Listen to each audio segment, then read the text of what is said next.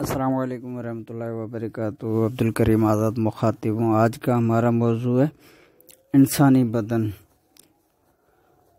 لفظ علم طب معنی و تعریف۔ علم طب اس علم کا نام ہے جس کے ذریعے سے بدن انسان کے حالات، صحت و حالات مرض کا پتہ چلتا ہے۔ لفظ امور طبیہ چند ایسے امور ہیں جن پر بدن انسان کی بنیاد قائم ہے، یعنی انسان انہی سے مل کر بنا ہے۔ ان میں سے اگر ایک کو بھی نفی فرض کر لیں تو بدن انسان قائم نہیں رہ سکتا۔ وہ امور ذیل میں درج ہیں: 1 ارکان، 2 مزاج، 3 اخلاط، 4 اعضاء، 5 ارواح، 6 قوی، 7 افعال۔ لفظ ارکان کے معنی و تعریف۔ ارکان رکن کی جمع ہے جس کی ایک معنی یہ بھی ہے کہ وہ ایک بنیادی چیز ہے، گویا چاروں ارکان کائنات میں زندگی کی بنیادی اجزاء ہیں۔ وہ چاروں ارکان یہ ہیں: 1 آگ، یہ گرم خشک ہے۔ 2 ہوا، یہ گرم تر ہے۔ 3 پانی، یہ سرد تر ہے۔ 4 مٹی، یہ سرد خشک ہے۔ لفظ مزاج کے معنی و تعریف۔ ارکان کے امتزاج میں فعل و انفعال، اثر و متاثر کے بعد جو کیفیت پیدا ہوتی ہے اس کا نام مزاج ہے۔ مزاج مفرد 4 ہیں: 1 گرم، 2 سرد، 3 خشک، 4 تر۔ لفظ مرکب جس کے معنی ہے دو چیزوں کا ایک ساتھ جمع ہونا۔ مزاج مرکب اقسام: 1 گرم خشک، 2 گرم تر، 3 سرد خشک، 4 سرد تر۔ لفظ اخلاط ایسا ترسیال ہے جس کی طرف غذا تحلیل ہو کر اولا آتی ہے، یعنی جو غذا ہم کھاتے ہیں وہ ہضم ہو کر کیلوز کی صورت کے بعد اخلاط کی شکل اختیار کر لیتی ہے۔ اخلاط کی تعداد 4 ہے: 1 خون، یہ گرم تر ہے۔ 2 صفرا، یہ گرم خشک ہے۔ 3 بلغم، یہ سرد تر ہے۔ 4 سودا، یہ سرد خشک ہے۔ پھر یہی چاروں اخلاط طبی اور غیر طبی ہوتے ہیں۔ 1 خون جملہ اخلاط سے افضل و برتر ہے، یہ بدن کی غذا بنتا ہے اور اس کی پرورش کرتا ہے۔ اس کی 2 اقسام ہیں: 1 طبی خون وہ ہے جو جگر میں پیدا ہو اور بدن کو اس سے فائدہ پہنچے، یہ خون سرخ ہے، بے بو، معتدل قوام و شیرین ہوتا ہے۔ 2 غیر طبی خون، ان اوصاف میں خون طبی سے مختلف ہوتا ہے۔ صفرا طبی خون طبی کی وہ جھاگ ہے جو شوخ زردی مائل سرخ ہوتا ہے، اس کا وزن ہلکا ہوتا ہے، اس کے مزاج میں تیزی ہوتی ہے، جگر میں پیدا ہوتا ہے۔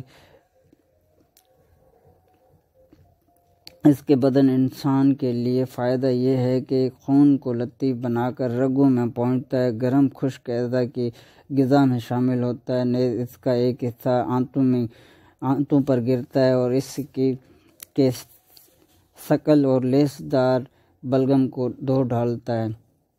صفرا غیر طبی، اس کی اقسام 4 ہیں: 1 صفرا مرا، 2 صفرا محیا، 3 صفرا محترکہ اور 4 صفرا زنجاری یا کراسی بھی کہتے ہیں۔ بلغم طبی وہ ہے جو جگر میں پیدا ہو اور بوقت ضرورت کامل خون میں تبدیل ہونے کی صلاحیت رکھتا ہو۔ جب بدن کو غذا میسر نہیں آتی تو بلغم خون کی شکل اختیار کر کے اس کی غذا بنتا ہے، یہ اعضاء کو تر رکھتا ہے اور ان کی حرکت سے خشک ہونے نہیں دیتا۔ اس کا بڑا فائدہ یہ ہے کہ دماغ وغیرہ سرد تر اعضاء کی غذا بنتا ہے۔ اقسام بلغم غیر طبی یا تو مزے کے اعتبار سے ہوتا ہے یا قوام کی روح سے۔ بلغم غیر طبی کے 5 اقسام ہیں: 1 حلو جس کے معنی شیرین ہے، مالح جس کے معنی نمکین ہے، 3 محض جس کے معنی ترش ہے، 4 افز جس کے معنی کھٹا ہے، 5 تفع جس کے معنی مزہ ہے۔ اقسام بلغم غیر طبی باللحاظ قوام بہت رقیق، اس طرح کے بلغم کو آبی کہتے ہیں۔ 2 بلغم اسے یہ گھج کی طرح بہت غلیظ بلغم کو کہتے ہیں۔ 3 اقسام القوام، اس کا نام مخاطی نیٹا ہے، سودا طبی خون کا تلچھٹ ہوتا ہے۔ اس کا اول فائدہ یہ ہے کہ خون کو گاڑھا کرتا ہے اور سخت بناتا ہے۔ دوسرے سرد خشک اعضاء کی غذا بنتا ہے اور اس میں سے کچھ حصہ فہم معدہ پر گر کر بھوک لگاتا ہے۔ سودا غیر طبی، جس کے معنی ہے جلا ہوا خلط۔ کبھی سودا خود جل جاتا ہے، کبھی دیگر اخلاط جل کر سودا بن جاتے۔ لفظ ارواح جمع روح ہے، اگرچہ مذہب میں روح سے مراد نفس ناطقہ ہے، مگر طب میں ہماری مراد طبی روح سے ہے۔ طب میں روح ان لطیف بخارات کو کہتے ہیں جو اخلاط کے لطیف حصہ سے پیدا ہوں۔ ارواح کی 3 اقسام ہیں۔ ایک ارواح حیوانی جس کا مقام دل ہے، 2 روح طبی جس کا مقام جگر ہے، 3 روح نفسانی جس کا مقام دماغ ہے۔ ایک روح حیوانی جو قلب میں پیدا ہوتا ہے۔ قوت حیوانی جاندار اشیاء کو زندہ رکھنے اور مردہ ہونے سے بچانے والی قوت کو لے کر شرائن کے راستے خون کے ساتھ سارے جسم میں پہنچتا ہے۔ 2 روح نفسانی، جب وہی حیوانی روح دل سے دماغ میں پہنچتا ہے تو اس میں قوت نفسانی حس یعنی معلوم کرنے کی اور حرکت کی قوت کو قبول کرنے اور بدن میں پہنچانے کا اثر اور طاقت ڈالتی ہے، اور یہ روح اسی قوت کو لے کر اعصاب پٹھوں کے راستے پورے جسم میں پہنچتا ہے، جس سے جسم میں قوت انسانی کے افعال، حس اور حرکت حاصل ہوتی ہے۔ 3 روح طبی، جب وہی روح دل والا روح دل سے جگر میں پہنچتا ہے تب اس میں قوت طبی کھانے پینے اور خلطوں کے بنانے اور جسم کے یہ روح قوت طبی کو وریدوں کے راستے بدن کی پرورش اور اس کے نشو و نما کے لیے سارے جسم میں لے جاتا ہے، اور ان قوتوں کو 3 اقسام میں تقسیم کیا جاتا ہے۔ ایک طبی قوت، ان میں سے 2 قوتیں انسان کی زندگی بقا کے لیے کام کرتی ہیں۔ اس کی 2 اقسام ہیں، ایک غذائیہ، 2 نامیہ۔ غذائیہ بدن کو خوراک پہنچاتی ہے اور نامیہ بدن کو نوع کی نوعیت اور نسل کی ضرورت کے مطابق لمبائی، چوڑائی اور موٹائی کو بڑھاتی ہے۔ یوں یہ قوتیں اپنا کام سر انجام دیا کرتی ہیں، اور کچھ قوتیں نسل کی بقا کے لیے غذا میں ہیر پھیر کرتی ہیں۔ ان کے 2 اقسام ہیں، ایک قوت مولدہ منی پیدا کرنے والی، 2 قوت مستورہ شکل بنانے والی۔ قوت مولودہ بدن کے خلطوں اور رطوبتوں سے یا ریڑھ کی ہڈی سے منی کے جوہر کو جدا کرتی ہے اور اس کے ہر ایک جزو کو اس سے خاص اعضاء کی تشکیل کے لیے تیار کرتی ہے۔ قوت مستورہ خدا کے حکم کے مطابق مادہ تولید کے ہر ایک جزو کو اسی نوع کے مشابہ نوعیت کے مطابق تصویر شکل صورت پیدا کرتی ہے، جس نوع سے یہ مادہ تولید تیار ہوئی ہے یا کوئی ایسی شکل دیتی ہے جو اپنے ہم جنس کے مشابہ ہو، قریب ہو۔ قوت طبی اور قوت غذائیہ، اس کے ساتھ قدرت نے مزید 4 قوتوں کو کام یا خدمت میں لگا رکھا ہے۔ ایک قوت جاذبہ، 2 قوت ماسکہ، 3 قوت ہاضمہ، 4 قوت دافع۔ قوت جاذبہ غذا کو جذب کرتی ہے، قوت ماسکہ غذا کو ہضم ہونے تک روکے رکھتی ہے، قوت ہاضمہ غذا کو ہضم کر کے پختہ کرتی ہے، قوت دافع غذا میں سے فاسد فضلات کو بذریعہ پاخانہ خارج کرتی ہے۔ قوت غذائیہ کو ان 4 قوتوں کی اس لیے ضرورت ہے تاکہ ہر قوت اپنے حصے کا کام بخوبی سر انجام دے۔ قوت غذائیہ کو جاذبہ کی اس لیے ضرورت ہے کہ جو غذا خود بخود اپنے اعضاء تک نہیں پہنچ سکتی، اس لیے جاذبہ کی ضرورت ہے۔ قوت ماسکہ اس کی ضرورت اس لیے ہے کہ جب جاذبہ اپنا کام مکمل کرتی ہے تو اس وقت وہ غذا مختلف اعضاء کے مشابہ نہیں ہوتی، اس لیے قوت ماسکہ غذا کو مقررہ وقت تک روکے رکھتی ہے تاکہ قوت ہاضمہ اپنا کام کر کے غذا کو اعضاء کے مشابہ بنائے۔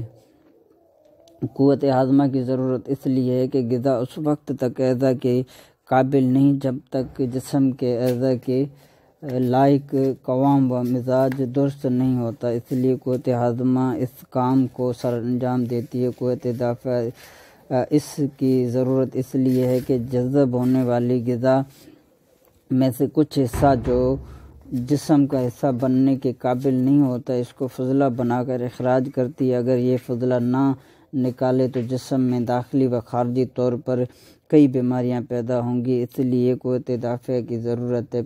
یوں جسم انسانی میں کئی قوتیں بیک وقت کام کرتی ہیں، ان میں قوت جنسی ہے، اس کی دو اقسام ہیں، ایک قوت محرکہ یعنی جسم کو حرکت دینے والی قوت، دو قوت متحرکہ یعنی عقل و فہم معلوم کرنے کی قوت۔ ان دو قوتوں سے جسم انسانی کو حس و حرکت حاصل ہوتی ہے۔ اس کی ضرورت اس لیے ہے کہ انسان نقصان کار چیزوں سے محفوظ رہے اور فائدہ مند چیزوں سے مستفید ہوتا رہے۔ قوت محرکہ کے دو اقسام ہیں، ایک شوقیہ یعنی حس و حرکت پیدا کرنے والی، دو فاعلہ یعنی اعضاء کو تول دینا، بڑھانا، کام کو عملی جامہ پہنانا ہے۔ قوت محرکہ جو حرکت کا کام کرتی ہے، اس کی صورت یہ ہے کہ جس وقت پسند یا ناپسند چیز دماغ میں پہنچ کر قوت شہوانیہ پسند ہونے والی چیز کو حاصل کرنے کا ارادہ کرتی ہے، یا پھر قوت غضبیہ اس چیز سے نفرت کر کے رد کرتی ہے، اس طرح قوت محرکہ اپنا کام کرتی ہے۔ قوت فاعلہ کا کام یہ ہے کہ عضلات کو کھینچنے یا پھر سمیٹنے کا کام کرتی ہے، مثلا مٹھی کو کھولنا بند کرنا یا پھر اپنے ماتحت اعضاء کو حرکت دینا وغیرہ وغیرہ۔ قوت متحرکہ یعنی معلوم کرنے والی قوت کے دو اقسام ہیں، ایک قوت متحرکہ ظاہری، دو قوت متحرکہ باطنی۔ متحرکہ ظاہری کے 5 اقسام ہیں، یہ پانچوں قسم قوت متحرکہ باطنی کے جاسوس یا فوج کے طور پر کام کرتے ہیں۔ قوت متحرکہ کے ان پانچوں اقسام کو حواس خمسہ ظاہرہ کہتے ہیں۔ ان کا کام یہ ہے کہ باہر کی تمام خبریں دماغ میں موجود قوت متحرکہ باطنی تک پہنچانا اور قوت باطنی کو لمحہ بلمحہ باخبر رکھنا ہوتا ہے۔ مثلا باہر کی تمام شکل صورتحال سے باخبر رکھتی ہے، کان مختلف آواز سے باخبر رکھتے ہیں، اس طرح قوت متحرکہ ظاہرہ اپنا کام کرتی ہے۔ اقسام حواس خمسہ ظاہرہ، ایک قوت بصارت، یہ دیکھنے کی قوت، اس کا مقام تقاطع صلیبی نام سے جگہ ہے، جہاں آنکھوں کی طرف آنے والی دونوں پشت صلیب کی شکل ایک دوسرے سے گزرتی ہیں۔ قوت بصارت کا کام رنگ، روپ، شکل، صورت، روشنی کو معلوم کرنا ہے۔ دیکھنے کی صورت یہ ہے کہ آنکھ اصبع مجوفہ اس اثر کو دماغ تک پہنچاتا ہے جو اس شکل، صورت، روشنی کو معلوم کرتا ہے۔ دو قوت سامع، یہ سننے کی طاقت ہے، اس کی جگہ کان کے سوراخ میں بچھا ہوا اعضاء ہے جو مختلف قسم کے آوازوں کو محسوس کرتا ہے۔ آواز کی صورت اس طرح ہے کہ ہر طرح کے آواز ہوا میں لہروں کی شکل پیدا کرتے ہیں، تب یہ لہریں کان کے محفوظ خانہ میں سے گزر کر سوراخ کے راستے کان میں موجود پردے سے اثر انداز ہو کر اصبع خانہ میں سے اصبع سائمہ کی مدد سے دماغ تک پہنچتے۔ 3 قوت شامہ، سونگھنے والی قوت، اس کی جگہ ناک میں وہ عضلات شکل مثل نپل کے ہیں جو مختلف قسم کی بو، خوشبو جو ہوا کی مدد سے ناک کے راستے دماغ تک پہنچاتے ہیں۔ 4 قوت ذائقہ، اس کی جگہ زبان اور منہ ہے، اس کا کام سواد کو معلوم کرنا، کڑواہٹ، تلخ، تیز، ترش، بے سواد معلوم کرنا ہے۔ مختلف منہ کے لعاب بھی رطوبت کے ذریعہ سے ذائقہ کیفیت کو رطوبت کی مدد سے اصبع ذوق اس تمام ذائقوں کو دماغ تک پہنچانے کا کام کرتا ہے۔ 5 قوت لامسہ، چھونے والی قوت، اس کی جگہ پورا جسم ہے، اس کا کام اس طرح ہے کہ جب کوئی چیز جسم کو چھوتی ہے تو قوت لامسہ حرکت میں آ جاتی ہے، پھر وہ چھونے والی چیزوں کی گرمی، سردی، تری، وزن، سختی، نرمی معلوم کر کے جسم میں موجود عصبی رگوں کی مدد سے دماغ تک پہنچ جاتی ہے۔ اس طرح 5 قوتیں دماغ کو لمحہ بلمحہ باخبر رکھتی ہیں۔ اس طرح قوت باطنی میں سے ایک قوت مشترکہ ہے، وہ قوت ہے جو حواس خمسہ ظاہری کے احساس کی ہوئی چیزوں کو دوبارہ بغیر اس چیز کی موجودگی کے محسوس کرتی ہے۔ اس کا مقام دماغ کا پہلا اگلا حصہ ہے۔ یوں اس طرح انسانی قوتیں مختلف طور پہ کام کرتی ہیں۔ آپ کی دعاؤں کا طالب عبدالکریم۔